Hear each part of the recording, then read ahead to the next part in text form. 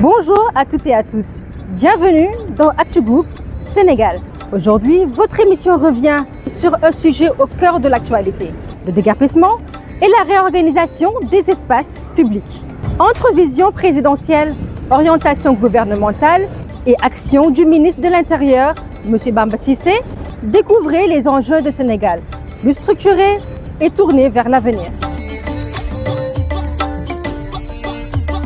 Dans sa vision Sénégal 2050, le président de la République, M. Bassirou Diomaye Diakhar Faye, appelle à une transformation profonde du pays. Une transformation fondée sur la vérité, la rigueur et la justice sociale. Pour le chef de l'État, il s'agit de corriger les anomalies du passé et d'instaurer une gestion rigoureuse du foncier et de l'espace public. Un Sénégal nouveau où l'ordre et la légalité vont de pair avec le respect de la dignité humaine. Sous l'impulsion du président, le Premier ministre, M. Ousmane Sonko, conduit un gouvernement d'action attaché à la discipline urbaine et à la sécurité des citoyens. Les opérations de désencombrement s'inscrivent dans cette dynamique. Rendre les villes plus vivables, fluidifier la circulation et préserver les espaces communs.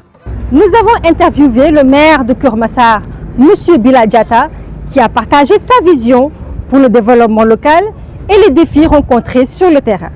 Situation de déguerpissement bi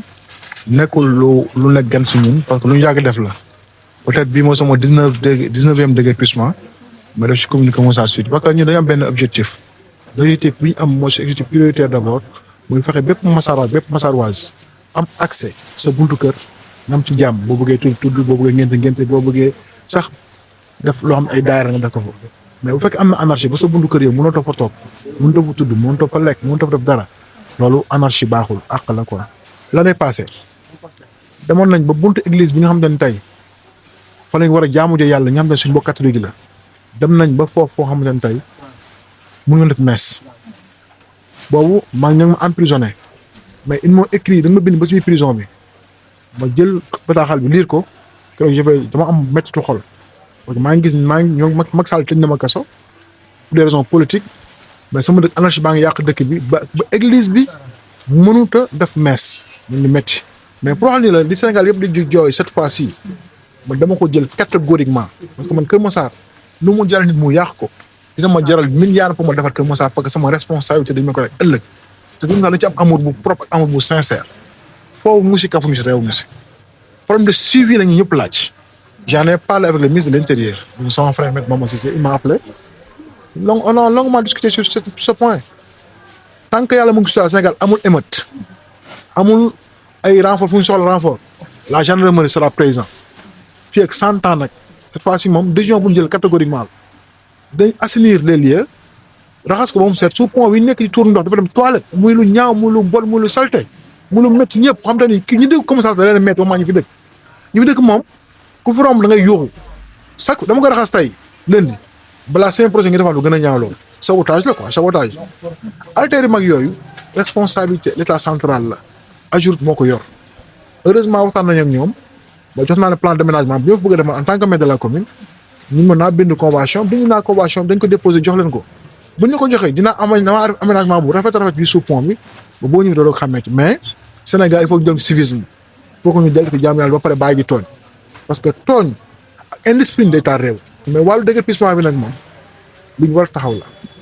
parce que point boobu fi mu nekk dafa nekk carrefour ñu jëm Jaxaay fa la ñuy jaar jëm Rufisque fa la ñuy jaar ni jëm Almadies 2 fa la ñuy jaar ni jëm Yëmbal fa la ñuy jaar ni jëm Malika fa la ñuy jaar ñi jëm Tivaouane Peulh fa la ñuy jaar kon carrefour yooyu noonu su amee ci dëkk. wax dëgg fa yàlla dañ ko war a doog plus de sécurité plus de renforcement sécuritaire kon nag loolu moo tax wax dëgg fa yàlla ñoo ngi ci man nag am naa yaakaar confiance ci le président Ousmane Sonko ak le président de la République ak le ministre de l'Intérieur mi Bamba Cissé. en fait dañ naan kuy liggéey yàlla sax dañ naan buy defar day mel ni kuy yàq déjà voilà tey musuma jaar Keur Massar ak sama oto gis. genre ma jaar normal quoi mbëkkoo kenn gaañoo kenn en fait gars yi ñoom ñoo comprendre peut-être mënoon nañu communiquer sax bien avant on a déjà fait mais dafa ñu dëgër bopp tu vois il faut ngeen bàyyi tali bi oto du leen gaañ et puis duñ leen fa jëlee xamuñ ne pousse bu ñu leen pousse noonu day tax ne dañ fay mën a nekk à long terme parce que booy déranger bu yàggee dañ la fay jëlee yow ñi ngi lay defal loo xamante ne c'est juste que pour nga sax foofu yow ngeen loolu tam bëggoo ko président Ousmane Sonko dafa am lu am solo lu mu wax mooy sénégalais bëgg nañ changement mais bëgguñu changer waaw man je prends les mots codés di ko garder et puis di ko utiliser je suis comme ça il faut ñun changement ci ñun la war a njëkkee mooy boo lekkee bañ a sànni ci mbedd bi nga bàyyi ko si oto ba gis poubelle voilà bu gars yi defar bu président defar nga jàppale leen li muy def nii di yàqul day defar moo tax léegi aussi dama ciy gën a sant yàlla mooy léegi waxtaan naa ñoom ñi doon coow yëpp waxtaan nañ ñëpp ñu ngi nekk si jàmm xam nañ ni lii lu baax la population Kër Massar te gis ngay ambition am ni gars yi defar ville ambition bu la am pour defar ville Kër Massar te Kër Massar vraiment population macha allah kon dañuy koy ñaan yàlla rek mooy mu eggal yéenam fii ak peu de temps fii ak 2 ans 3 ans ngeen gis Kër Massar nekk beneen taxoon vraiment te ñun tam ñu ngi koy soutenir si loolu. Sur le terrain, nous avons rencontré des marchands ambulants qui nous ont confié leurs ressentis et leurs inquiétudes face au déguerpissement. Sur le terrain, les populations expriment des avis variés. Si certains regrettent la brusquerie de certaines opérations, beaucoup reconnaissent la nécessité d'un assainissement durable. Des citoyens témoignent d'un environnement plus propre, d'une circulation plus fluide et d'un meilleur partage de l'espace public. Un signal fort d'un Sénégal qui avance vers plus d'ordre et de responsabilité collective. man benn affaire rek lay lancer mooy que ñoom dañoo teel a dal si ndaw ñu trop te ñun ndaw ñi ñoo leen wooteel bañ toll fii quoi ñun dañoo sonn pour ñoom kon ñoom tamit dañoo war a dee pour ñun quoi ñun ba ñu leen de bëgg nañ leen ba moment bi may wax yow ñoom lañ bëgg mais fu ñuy départ nii du départ moo définitivement ñu def nii jeunesse bi mënoo leen jógee wala ne leen jóge leen fii après yóbbu leen fa loolu c'est pas normal quoi man bu ma amee lu may lancer mooy gouvernement bi nañu bàyyi xel jeunesse bi quoi à chaque fois bu ñu ñëw jeunesse bi la ñuy wax jeunesse bi ah ba léegi nii ñun moom la ñu woteel ba élection amoon tamit ñoom la ñu voteelaat mais encore une fois dañu bàyyi xel ne jeunesse bi ñoom la ñu bàyyi xel te ñun caaxaanuñu dañuy liggéey sax ñu fenn ñu defuñu dara. maanaam ñun lu set kenn gënuñu koo bëgg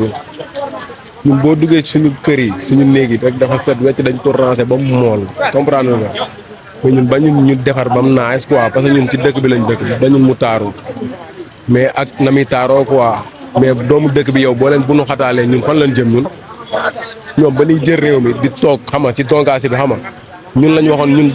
dañu war a kiyal suñu yoon quoi mu leer fii la booy di xëy di dem ci gaal yi quoi comprendre nga ñun ñoom avant ñuy toog ñu ne pour ñu voter leen système bi mën a changé système bi changé na ñoom waxuñ sax lu jëm si marchand ambulant yi pour lu leen fiy jëlee la ñuy dox quoi mais yóbbuwul leen fenn foo xam ne dañ mën a toog liggéey parce que ñun ñooy dëkk bi ñun ñooy jeunesse Sénégal ñun boo ñu toroxalee kon kan nga war a defaral mais ñun nekku ñun ñoo salteel town bi quoi comprendre nga ñu salteeluñ Sénégal ñu bokk nañ ci ñi taaral Sénégal quoi barke Seydina Mouhamed. état liggéey lu mu fi defa wax dëgg man ànd naa ci quoi ndax fii moom trottoir moom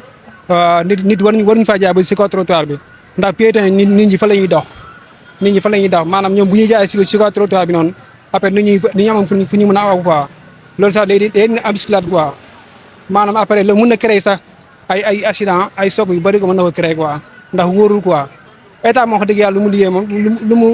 mu jël ay mesures côté boobu noonu man ànd naa ci quoi wax dëgg yàlla normalement jaaykat moom da nga war a am place dans les normes quoi xam nga mais nag état tamit dañu war a jàppale nag daa war a jàppale tamit jaaykat yi kay ndax ñëpp ñu mënuñu am place xam nga rek am na ñoo xam ne comme sama genre man damay wër di jaay xam nga aw ma moyen quoi pour ma mën a jël place quoi lu ñu problème bi quoi waaw état yi dafa am kii taxawaay bu mat dafa war a jël taxawaay bu mat côté boobu noonu tamit xam nga jàppale tamit ambulant yi tamit ñu néew doole tamit xam nga rek ñun tam ñu jàppale ñu ci loolu wax dëgg yàlla waaw Kër Massar maa wax dëgg yàlla moom dafa xat dafa xat trop wax dëgg yàlla. Désengorger la capitale et les villes de l'intérieur, c'est l'un des grands chantiers du ministre de l'Intérieur, M. Bamba Cissé. À Dakar, comme dans les régions, il mène une politique de désencombrement ferme, mais nécessaire, au nom de la sécurité publique et de la salubrité urbaine. Colobane, les Almadies, plusieurs zones ont été nettoyées et les opérations se poursuivent dans tout le pays, en coordination avec le gouverneur et les préfets. À partir du 16 octobre, un nouvel arrêté ministériel entre en vigueur. Les charrettes, les pousse-pousse Et les vendeurs ambulants de café ne seront plus autorisés à occuper les trottoirs du centre-ville de Dakar. Les zones concernées incluent la place de l'Indépendance, la Corniche Ouest, le boulevard de la République, l'avenue Léopold Sédar Senghor, l'avenue Nelson Mandela, l'avenue Pasteur, désengorger la capitale et les villes de l'intérieur. C'est l'un des grands chantiers du ministre de l'Intérieur, M. Bamba Cissé. Merci d'avoir suivi ActuGouv Sénégal et retrouvons-nous pour un nouveau numéro.